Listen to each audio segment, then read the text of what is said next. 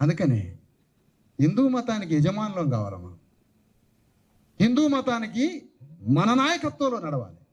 ఆధ్యాత్మిక ప్రజాస్వామ్యం కబీర్ దాస్, సంత్ రవిదాస్ ఆధ్యాత్మిక ప్రజాస్వామ్యం కోరిండు వాళ్ళు. దేవుడి దగ్గర మా స్థానం ఏంటి? ఎంత పెద్ద మాట బసవేశ్వరుడు మాట.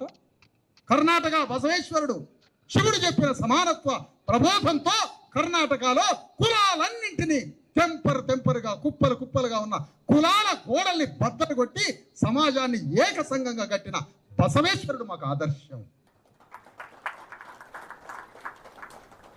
అప్పుడు సాంస్కృతిక విలువలు అందరం సమానంగా బతకాలనే సాంస్కృతిక ఆధ్యాత్మిక మత విలువల్లో మానవత్వం ఉండాలి. సాంస్కృతిక ఆధ్యాత్మిక మత విలువల్లో సమానత్వం ఉన్నప్పుడు, ప్రేమ ఉన్నప్పుడు అది సామాజిక ప్రజాస్వామ్యమై ఆ సామాజిక ప్రజాస్వామ్యం రాజకీయ ప్రజాస్వామ్యంగా మారి రాజకీయ ప్రజాస్వామ్యంలో అణగారిన వర్గాలందరికీ రాజ్యంలో వాటా ఉన్నప్పుడు భూమిని పంచుకుంటాం, సంపదను పంచుకుంటాం, అందరం చల్లగా బతుకుతాం. ఎంత పెద్ద పని ఉంది మన ముందు, ఎంత పెద్ద పని ఉంది మన ముందు. కాటమరాజు బయలుదేరిండు,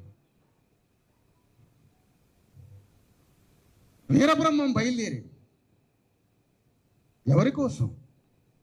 ఆయన ఆంధ్ర అయిపోయింది. తెలంగాణ రాగానే వీరబ్రహ్మం గారు కృష్ణానది అవతలే వీడు పెట్టిన వీడు చిన్నజీఆర్ స్వామిని మాత్రం కూర్చోబెడతాడు సింహాసనం మీద. ఎవడు చెప్పు తీసుకొని తన్నేవాడు లేడుగా, మాది చెప్పు తీసుకొని తన్నేవాడు లేడు కదా.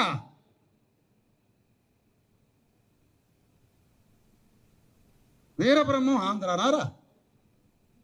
మా శూద్ర దైవం కదా, అణగారిన వర్గాల విముక్తి ప్రదాత కదా ఆయన ఆంధ్ర.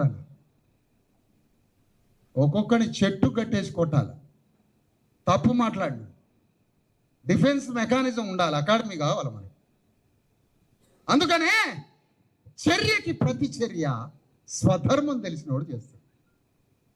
ఏమిటి స్వధర్మం, ఏమిటి పరధర్మం? ధర్మం పక్షాన వాడే అగ్రవర్ణం, అధర్మం పక్షాన అగ్రవర్ణం. జనాన్ని రెండు ముక్కలు చేసి రెండు వైపులు తీసుకుపోతాడు. స్వధర్మం గురించి మాట్లాడేటోడు లేడు.